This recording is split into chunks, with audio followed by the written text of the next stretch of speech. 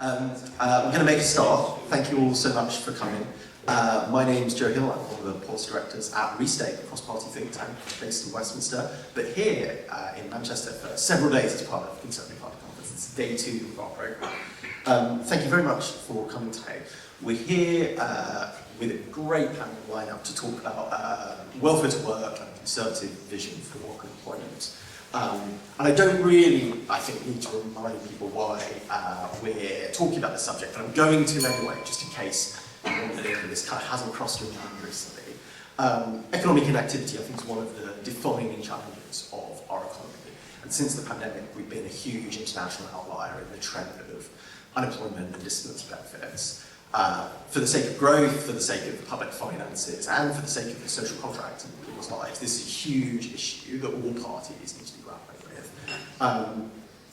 We have a really good panel lined up. We've got Helen Whately, Shadow Secretary of State for Welfare and Pensions, Fraser Nelson, who's a columnist at the Times, and a journalist and broadcaster, and Rachel Wolf, who's a founding partner at Public First. The way we're going to do today is I'm going to ask the panel a series of questions. We're going to have a bit of a panel discussion, and then we'll make sure we continue to ask for audience questions. So, start thinking about what you want to ask and why. And we will be giving out prizes for quick questions and cutting people off for slow questions. So, of all of the many things you could ask, I'd ask you to please prioritise ones which are brief and to the point. But I'll be reminding people of the ground rules for questions when we come to the panel, and we have a roving mic which one of the team will be bringing around for you. But I think to start, I was just going to ask all the members of the panel a kind of open-ended question. What does a Conservative vision of getting people off of welfare and into work mean to you? Go first. That's a fantastic question, and I look forward to being asked it like that when I do some media later on today, here you go. I suspect I won't get such a nice question. But first, Joe, thank you for setting up this panel. It means that I'm here rather than in the main stage listening to the Shadow Chancellor, but I wanted to be here. I said yes to come, and I think it's really important to have this discussion about welfare. The Chancellor will be talking about, I'm sure, some of the things that I'm going to cover. Shadow Chancellor will talk about something I'm going to cover in this session, but we can have more of a discussion. The great thing about being at a fringe event. So starting from the top, clearly our welfare system is not working. Far too many people are claiming benefits. 10 million people of working age are on benefits. 1 million young people are not in employment, education or training. That's 1 million needs, as they're so often called.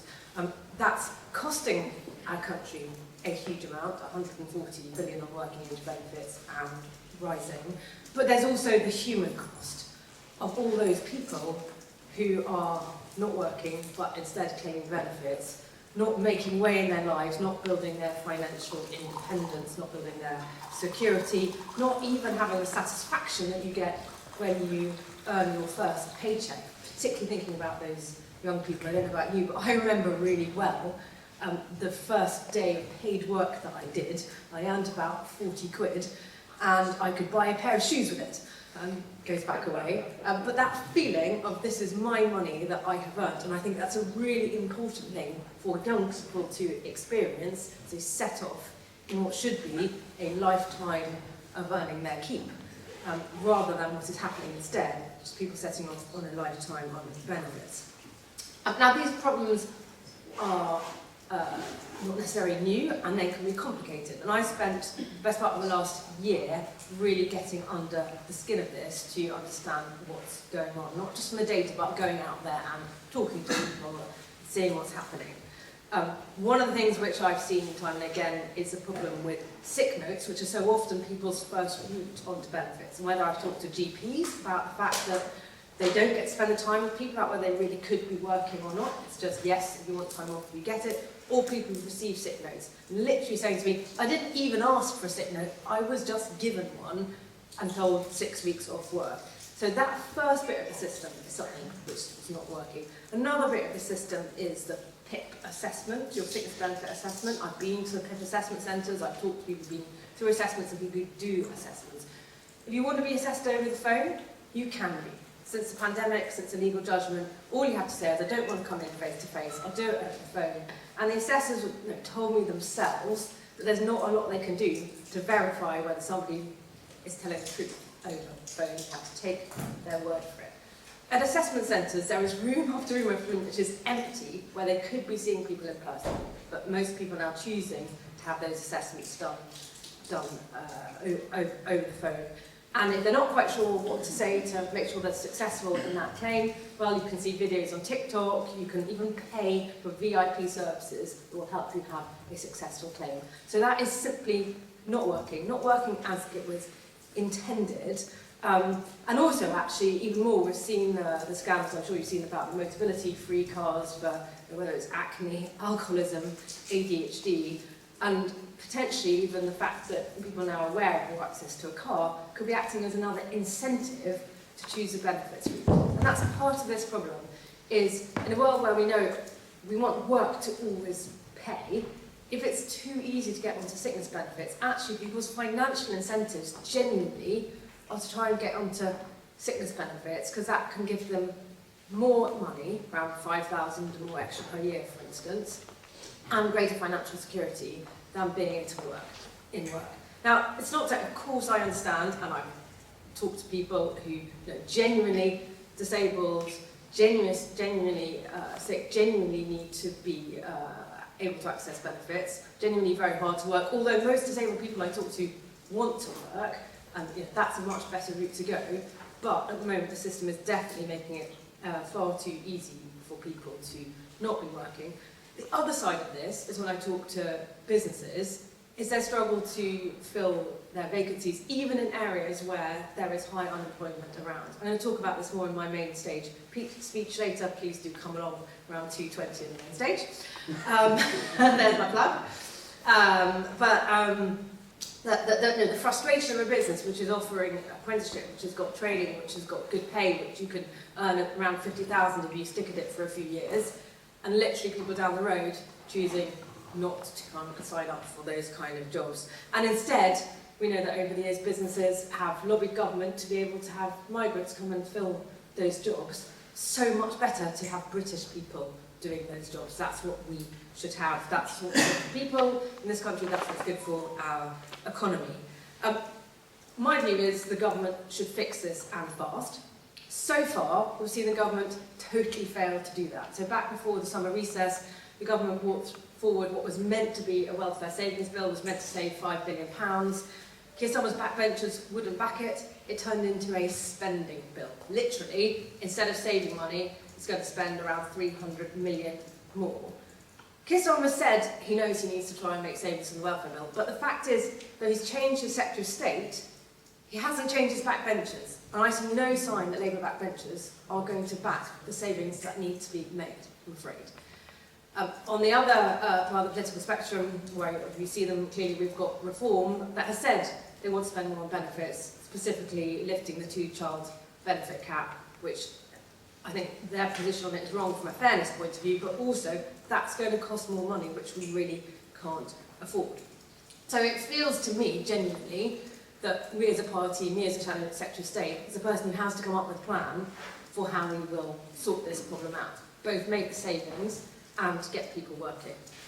I've started off with a common sense plan of 5 things. The first is fitness sick notes. The second is bring back face-to-face assessments for benefits. The third is ending sickness benefits for low-level mental health problems. The fourth is stopping the abuse of that Motability scheme. And the fifth is putting British citizens first in our benefit system, because just living in the UK isn't a reason to be getting money from our taxpayers. It's just not something that we as a country can afford. And that plan, and some more things which I will set out later, will save us as a country billions. It's crucial to achieve our objective of living within our means. We know we have to do that as a country. It gets people off benefits and into work. It's about going back to a culture of personal responsibility, where you're earning your own keep, not looking to the state. It's about restoring fairness between taxpayers and people who are on benefits. And I've spoken to many people on doorsteps who feel really frustrated about how their money is being spent at the moment. It's genuinely about compassion, about there being a safety net, not a welfare trap, and the money that's spent on welfare going to people who really need it to really help them. It's about turning the feeling of helplessness or victimhood that some people are falling into, turning that into aspiration, getting people into work, not spending their lives waiting for money to be given to them. And fundamentally, it's what our economy and our society needs. Brilliant. Thank you very much. Fraser, what does a conservative vision for welfare to work mean to you? Right.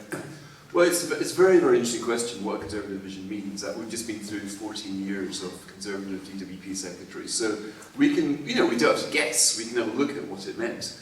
And the funny thing is here, I'm never quite sure that the word conservative is necessarily applicable to welfare reform. I'll tell you why, because we've gone through periods where we've got it right and where we've got it wrong. We can look at America. The original kind of big bang was Wisconsin, and we had the Clinton-Gingrich kind of cross-party welfare reform. That worked because there isn't any real party politics. I think both left and right agree that work should pay, that this economy should not incentivise people to go on benefits rather than to work. If you basically look at the effects of low work, this isn't just cost of a taxpayer. The effects of your health, the effects if you're unemployed, you're more likely to succumb to depression.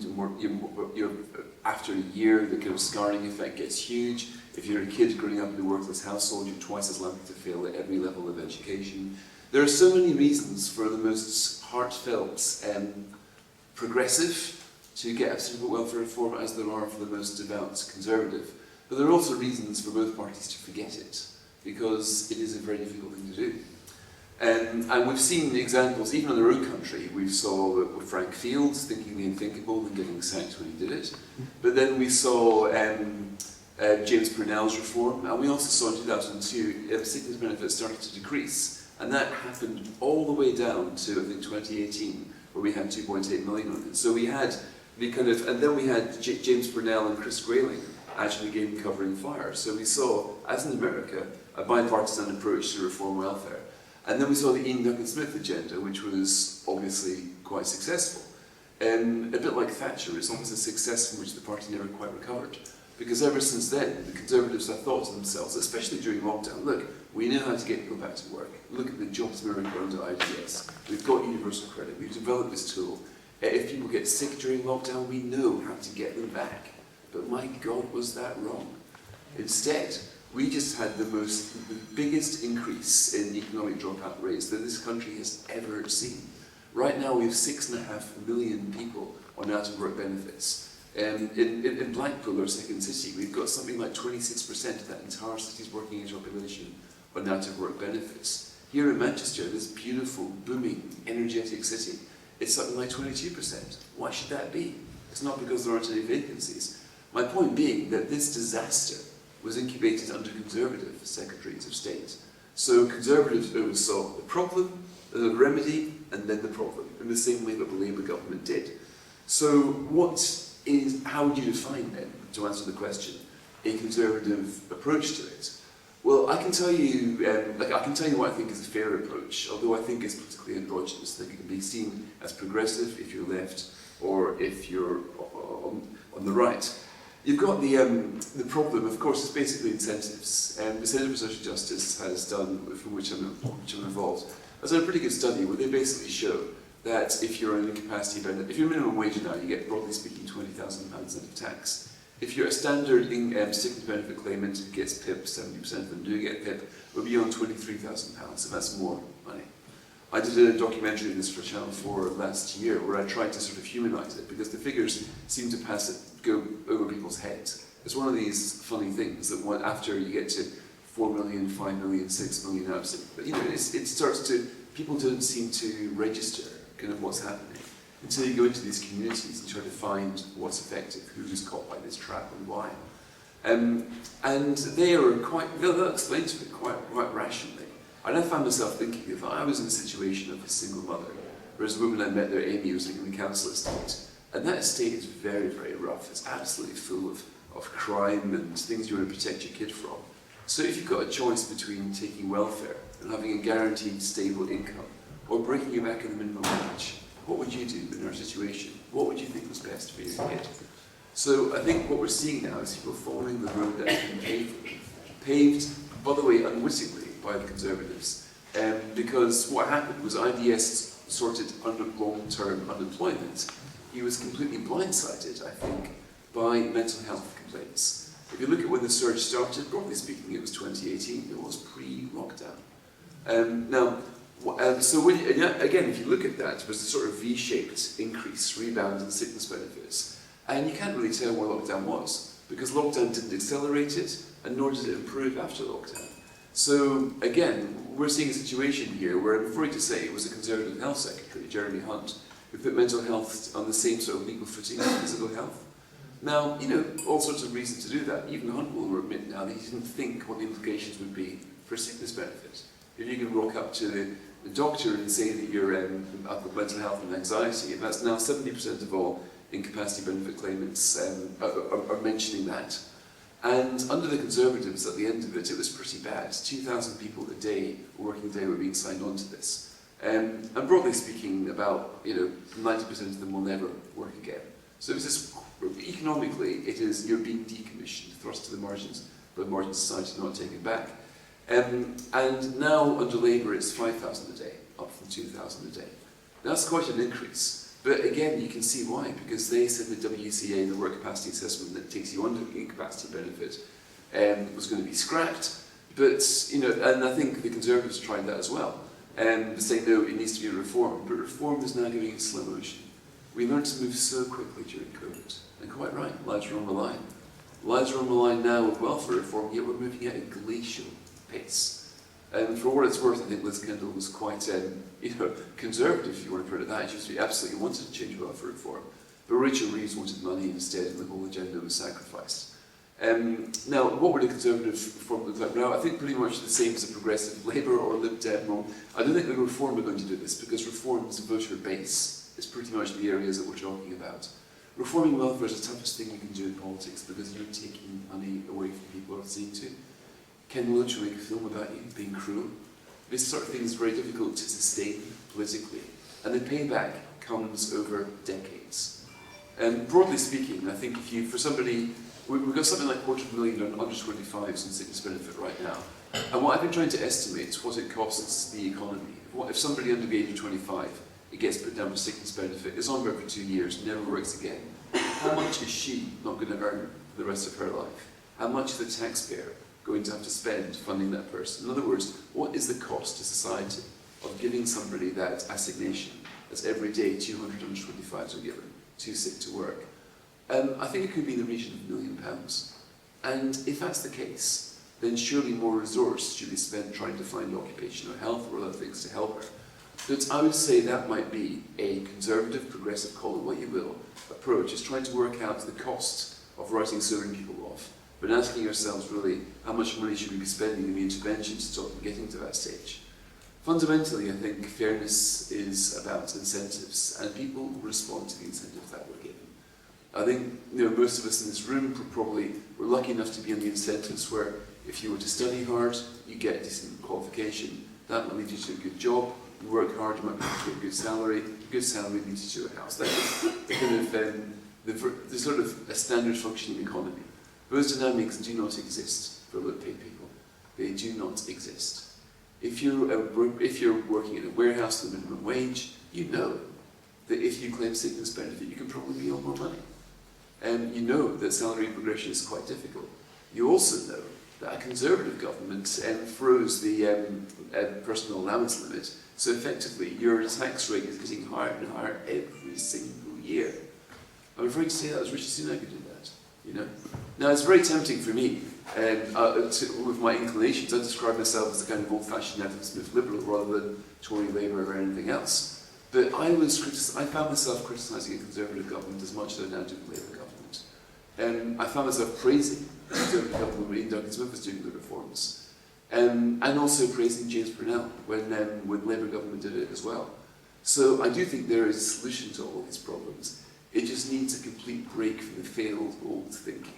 Any party can do it, and I would love it if the Conservative Party would become the party which is advocating the progressive reform, which isn't happening right now, and which we have needed very badly for the last 6 years. Thank you very much. And Rachel, what does a Conservative vision for welfare to work mean to you?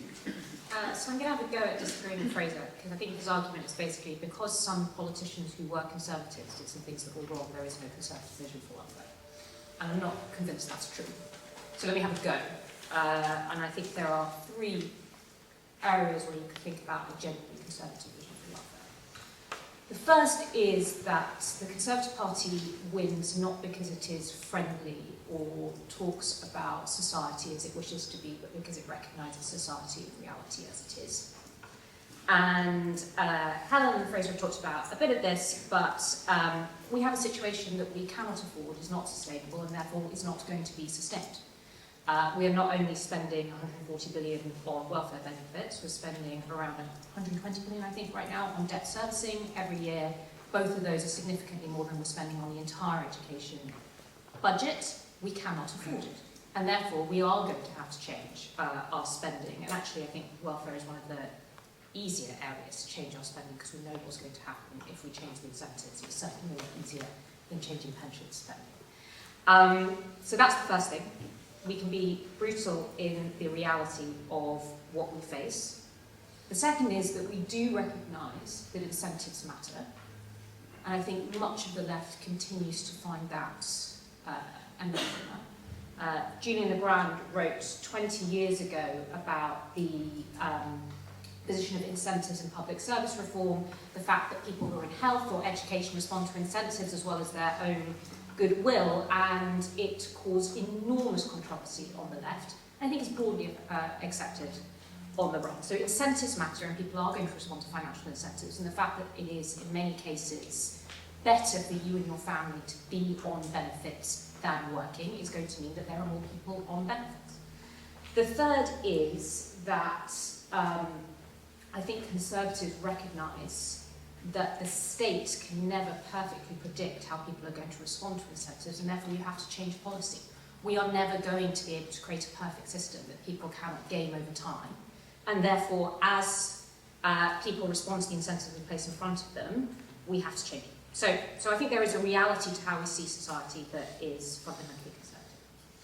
The second, I think, is a set of values that Conservatives share with much of the population. So when we poll very regularly the values that most people in this country hold. The things that consistently come up on top are decency, fairness, hard work, and family. In other words, the concept that what society should reward is people working hard for the benefit of their family, and in a way that is fundamentally fair and rewards people doing the right thing. That it means that when people put in, they get out, and people who don't put in are not rewarded in the same way. And what is clearly broken when you talk to much of the public and when you look at the current welfare system is this link between effort and reward. And it is true in much of the public's mind for people coming into the country who are able to not work, and it is also true for people who are consistently on benefit. So I think there is a conservative set of values that much of the country shares about rewarding hard work, about rewarding people who do the right thing, and not rewarding those who do not.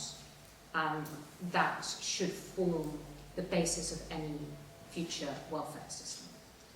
But I think there's a third, which is more difficult for the Conservatives, and has to form any part of a serious future welfare package, which is recognising that the contract between citizens and the state not only has to be about their own effort and reward, but a contract that works over their lifetime.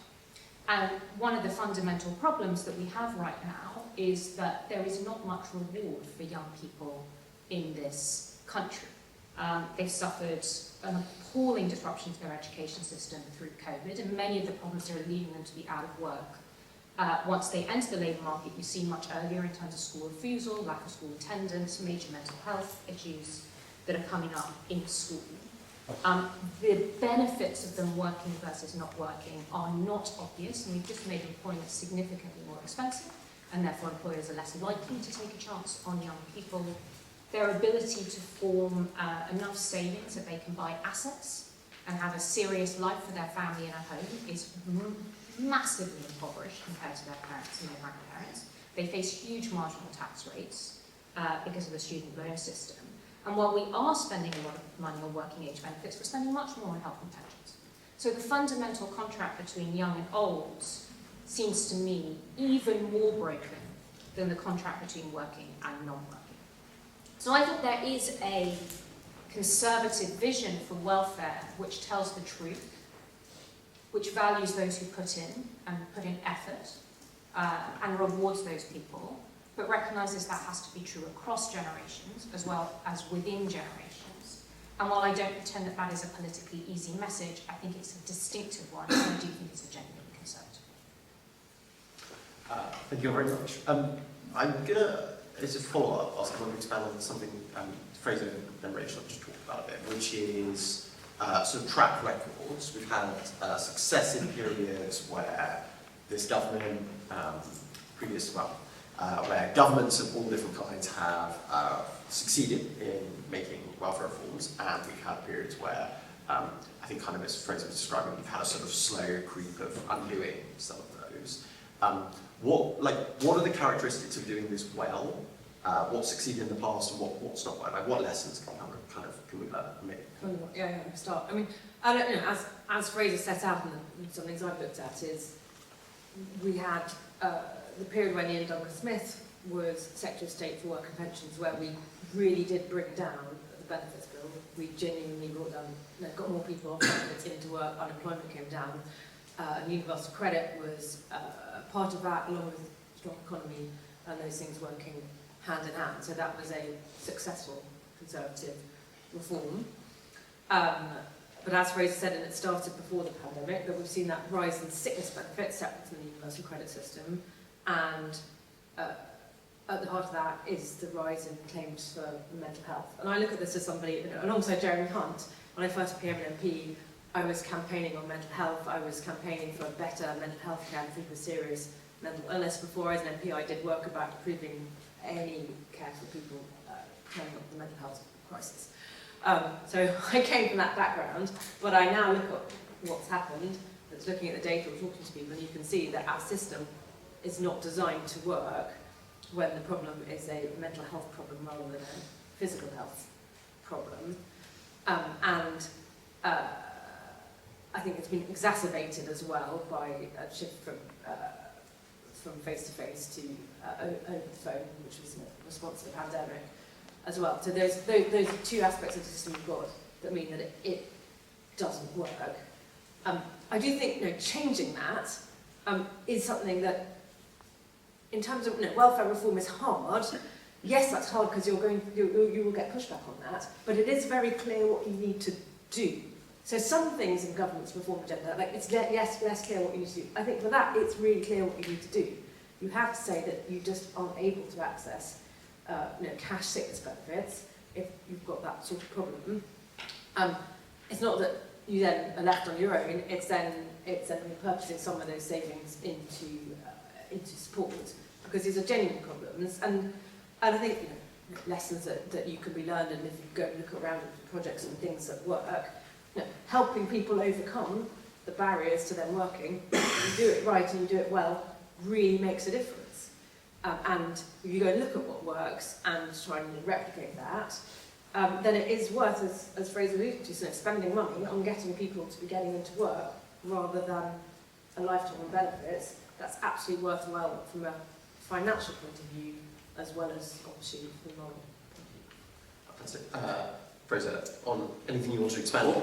What works? I can mention two specific things. And again, for its purposes, was saying I'm a journalist, not a Conservative Party member, so everything comes from that perspective. But two things that worked under James Purnell and Chris Grayling got them as well. These are basically work advisors. You commission private companies to work with those who are unemployed, and they're incentivised. So when they get somebody back into work for 12 months, they get a financial bonus. That worked well. I don't see why it couldn't work people with sickness benefits as well. So I think it's time to revive a lot of that, especially when you consider the figures we were talking early on about the cost of not helping back.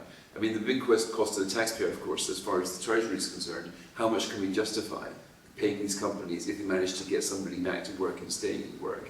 I think the problem with the OBR is it sees very relatively small cycles, 5 years max. So unless the payback is coming every 5 years, that creates a financial dynamic where the DWP and the Treasury can't quite justify getting away with paying it.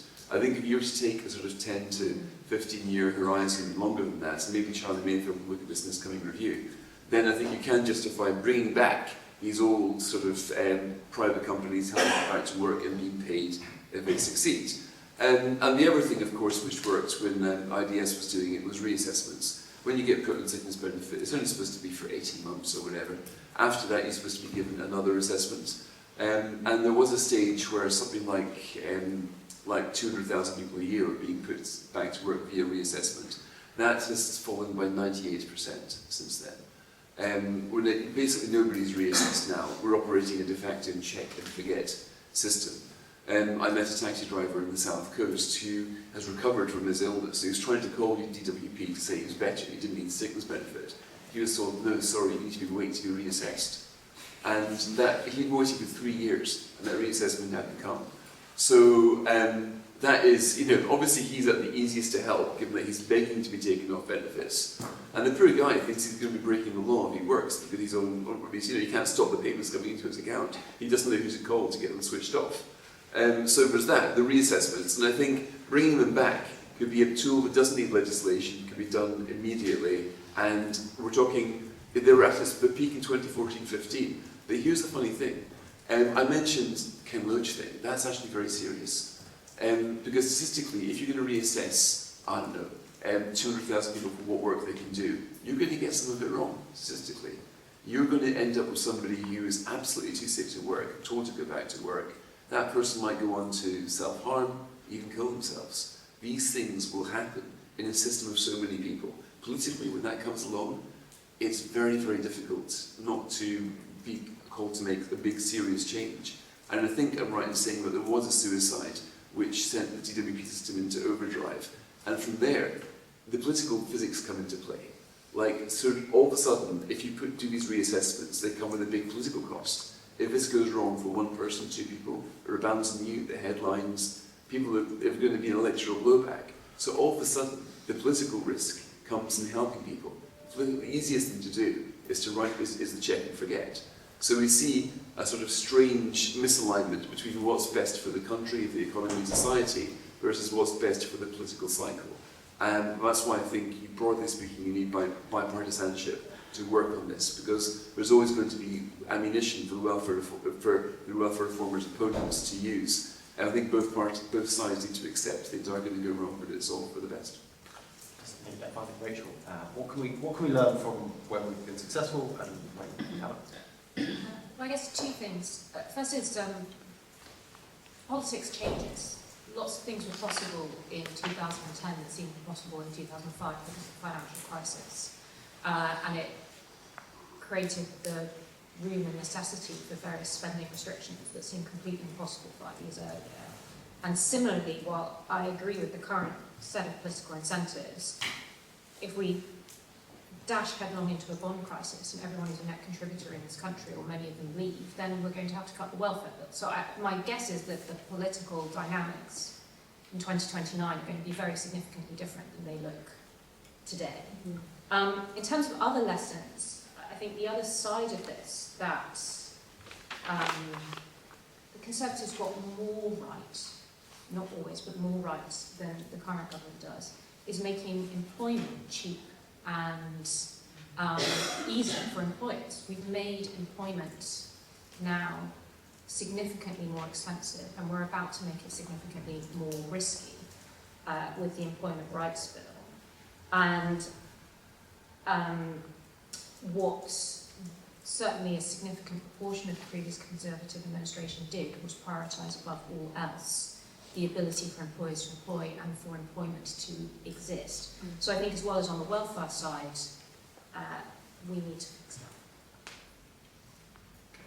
that. I kind of, maybe final question, I guess, I know we'll go to an audience Q&A.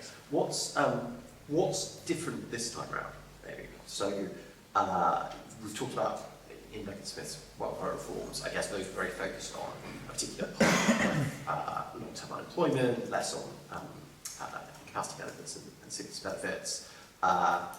They were very focused in particular on creating kind of a taper, which made it always that people's incentives were, to earn more and their benefits would be reduced proportionately. So there was always financial incentive. It's not that.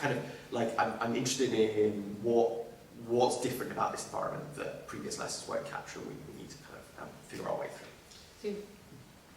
You've asked what's different. It's interesting that I find myself thinking some things are the same, if you'll allow me. So, because Duncan Smith did a lot of hard work in opposition as to what reforms he thought we needed to do in government.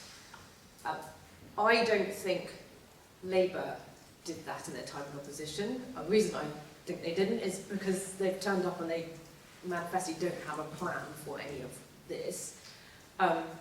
I'm spending time in opposition, using this time to come up with what our reforms would be. I've set out some today. There is a lot more work to do. Some of the things that Rachel and Fraser are talking about are exactly the sort of things that the work I'm intending to do in the months ahead and so on get started.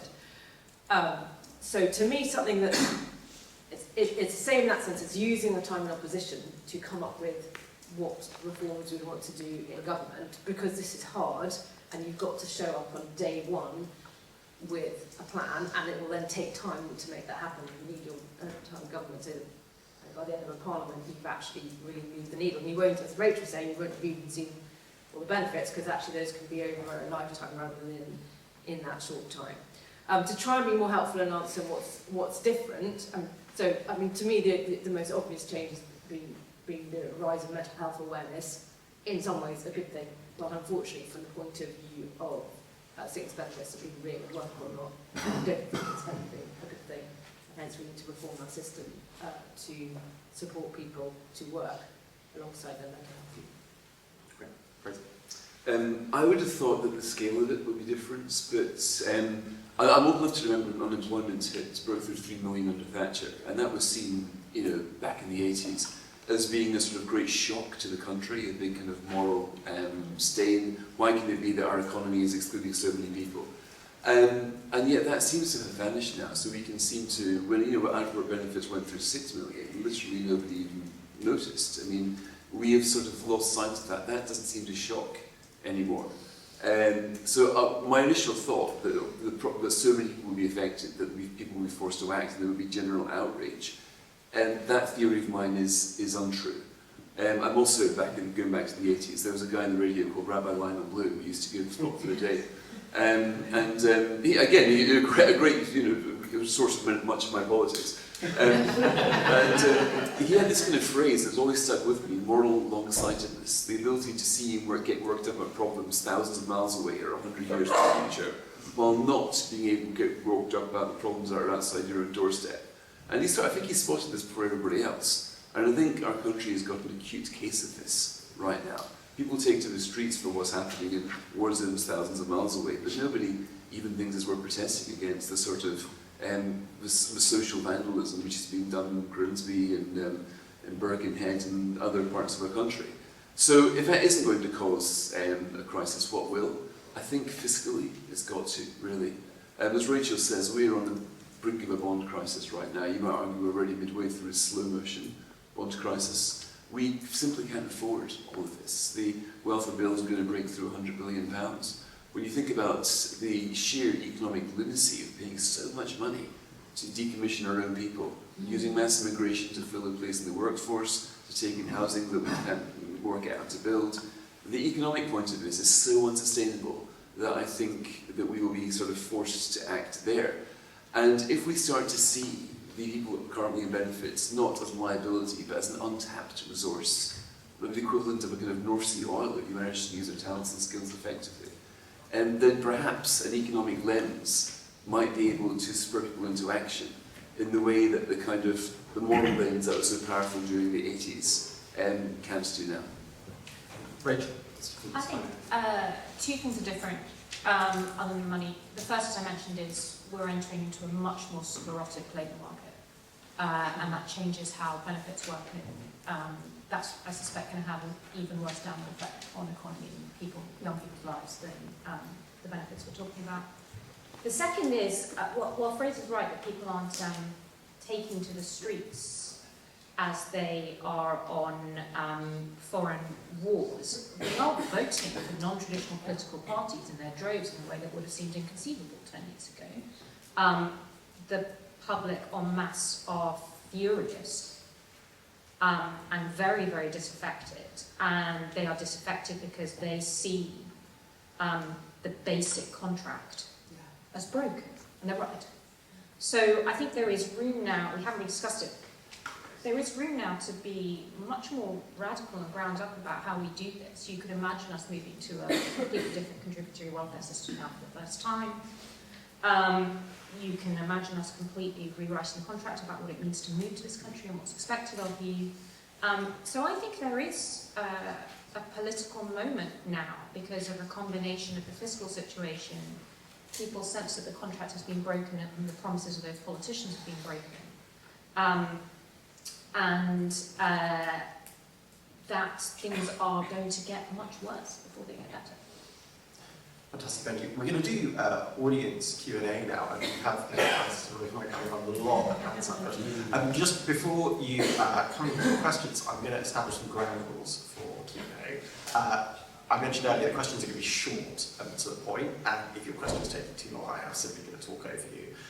We want to get as many questions and short answers from the panel as well, so that people can be heard and can get their question answered. When you ask a question, could you just please say your name before you do, so we know who you are and how to address you. Can you please only say your name and not give your full CV or life story? Because we do get a lot of those, and it's really appreciated, but maybe not in a shorter time. Finally, if you are here to make a statement, not a question, I'm afraid I'm also going to talk over you because this is a question and answer segment, not a statement and answer segment. So that's it. I'm going to take a round of questions, probably 3, and then just pass them around among the panel members. Can we go to Tim there first? In the 1980s, 3-bedroom terraced houses in Faversham sold for £50,000 in today's money. I grew up in that area. Should the Conservatives support a major house building programme so that houses in the south fall to the sort of prices that mean anybody in work can buy a house, thus creating the ultimate incentive to work? It's surprised we talk about house building, but maybe around one. Okay, thank you, Tim. Yeah, in the front row. Hi, Juliette Flack. So, yeah, just wondering how the Conservatives might choose to try and take a bit of a kind of combined cross-departmental approach to make sure that kind of you're addressing the welfare challenges whilst also acknowledging how they impact things like in-work poverty and problem debt in the UK. It's a great question, Tony. And thank you, Jim, back. 2 questions. Alec Campbell. Sorry, name? Alec Campbell from St Albans. So 2 questions. One is that when it was first introduced, I understand some of the rationale was actually to trust people to spend the money the way that they thought was best for them. Should that money, the way that that money is spent, be restricted in some way towards things that actually are genuinely linked to the disability or issue that they've got? And the second thing is I'm a volunteer at Citizens Advice, and I see in Citizens Advice that there is some culture at the national level to actually look at how we can get more benefits out of the system rather than actually addressing people and getting people back into work. And that, we don't seem to win that argument about how work is actually good for them and their family and their family's future. That's fantastic. And possible. Can I ask you maybe to come in on should the Conservatives, I mean, it's not going to brief, but also support a major expansion in house building?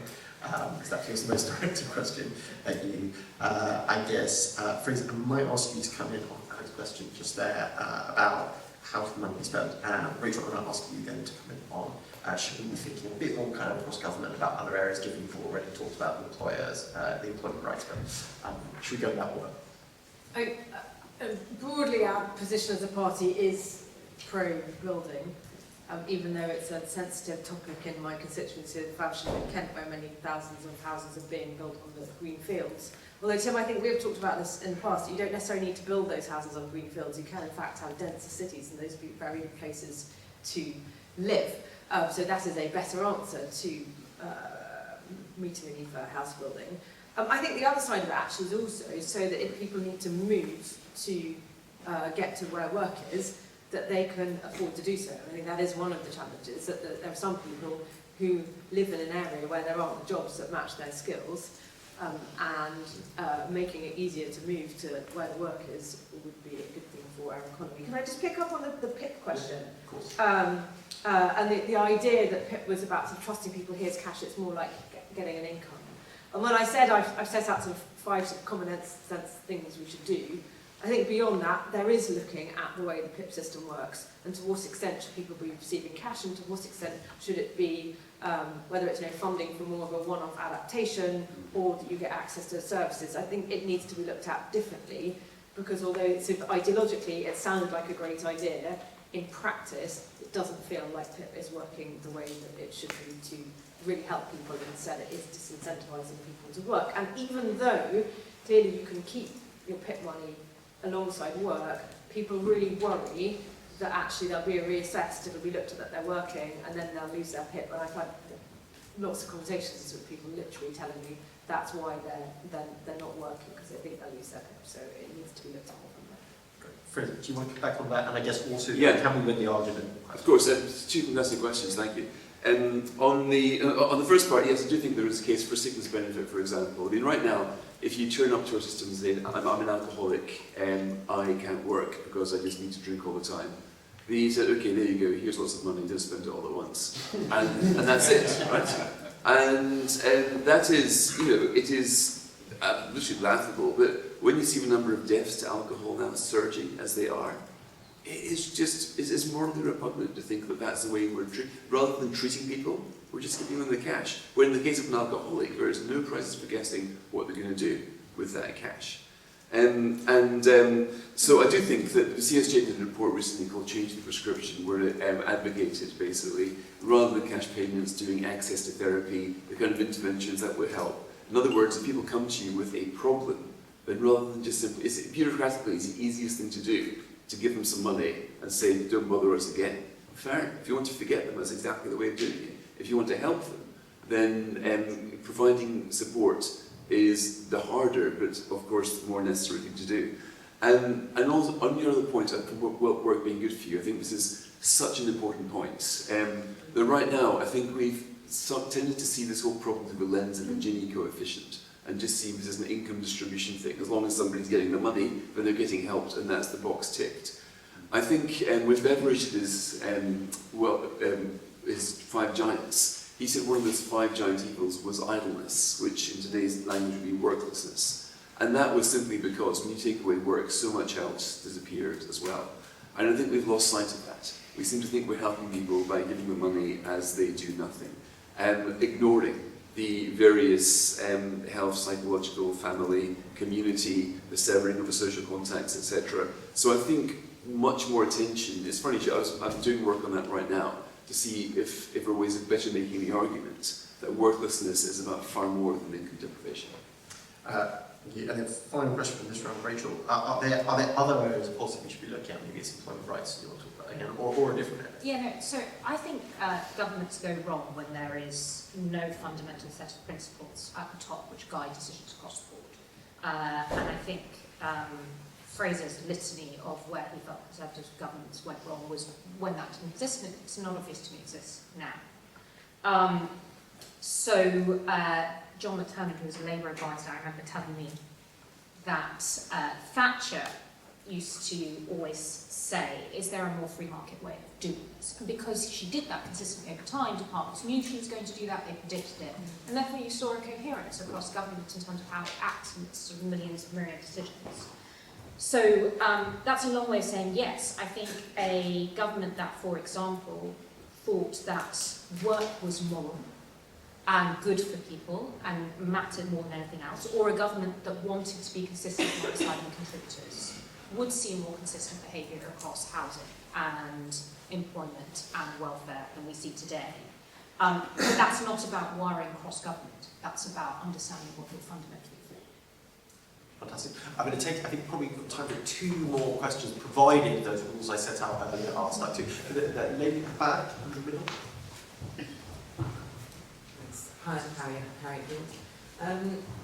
It strikes me that whichever way we address it, disincentives or incentives, it seems that we're implying that something's going to happen to people. And I wonder if it would be beneficial for a conservative vision to be have a more empowering angle and an inspirational angle. For example, how could we paint a picture that would inspire and would empower people to want to be a part of the workforce, rather than trying to incentivise them to let it come from them.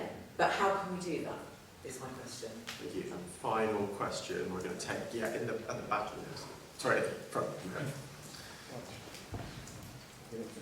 Hi, Jake McKee is my name. The UK population is getting older and a lot less healthy, with many more people with chronic conditions. A lot of these people are productive professionals, so what are you going to do to help these people stay in work and not drop out early? It's a great question, thank you. I might take that one first and ask you Helen to come in that. And then I think I might ask both of you guys just to quickly come in on that. Should we have a more inspirational vision? But I think we've talked a lot about young people in this, but there is a kind of ageing population problem that's related to medicine.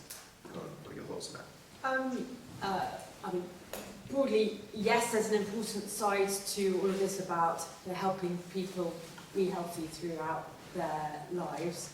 And I definitely meet people who have dropped out of work, struggling to get into work, and their biggest barrier, for instance, in their 40s or 50s, is their health. In fact, they're also really worrying is young people dropping out for health reasons, as we've been talking about quite a lot.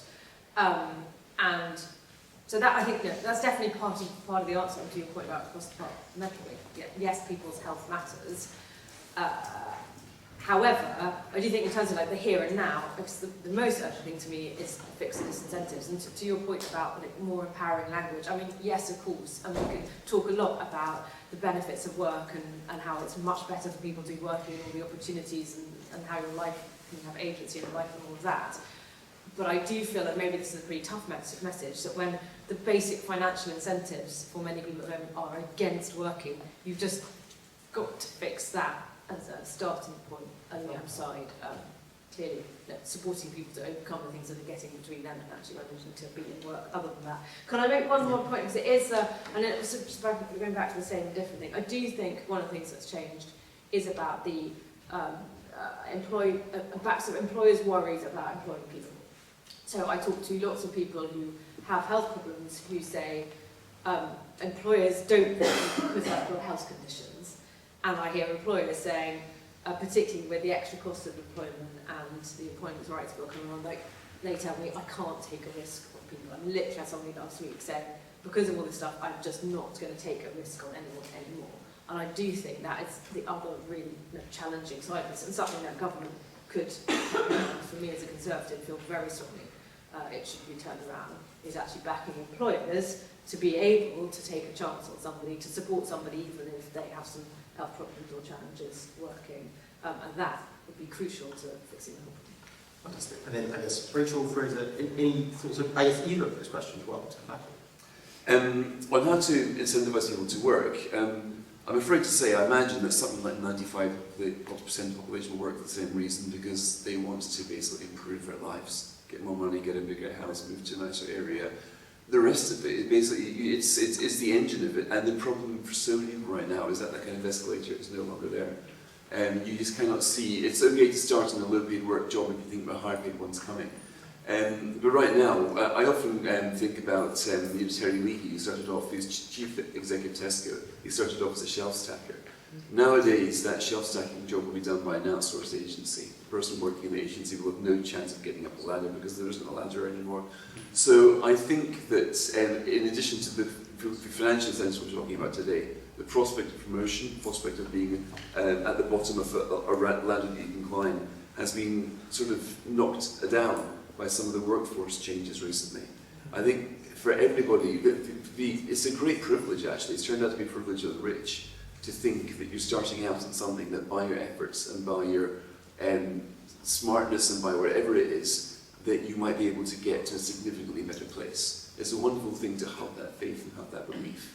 And I would say that for about the quarter of the country right now, perhaps more than that, there is no longer that belief. But some kids do think it's worth getting any exam results because they can't see how those with exam results do any better than those who don't. Well, the one exception to this is the military. When I've been working in these areas of high welfare, I've noticed that quite often that's the only real kind of chance they've got, not just of a job, but of progression, of reasonably believing that you can go in as a squaddy and make your way up to a sergeant, etc. That kind of ladder is vanishing right now, and it's a major part of the problem. And it actually, that is a conservative vision. Churchill said conservatives stood for the ladder and socialists stood for the queue. So, ring my ladder. Rachel, final word. I agree with all that, and I think Fraser's mentioned this before. We have to recognise that through attempted kindness, we're actually committing real cruelty. And the people who are out of work aren't happy, they're miserable.